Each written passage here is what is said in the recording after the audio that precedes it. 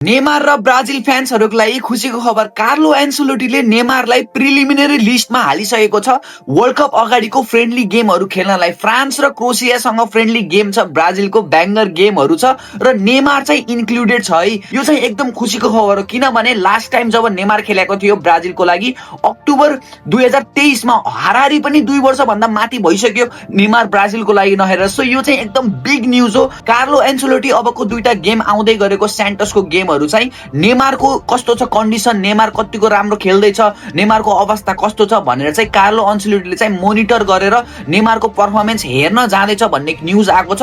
र मैले भर्खर एउटा न्युज पनि देखेँ कि नेमार फेरि इन्जर्ड भयो भनेर। नेमार अलिकति मसल पटिकको कारणले आज ट्रेनिङ गरेन भन्ने मैले एउटा न्युज पनि सुने।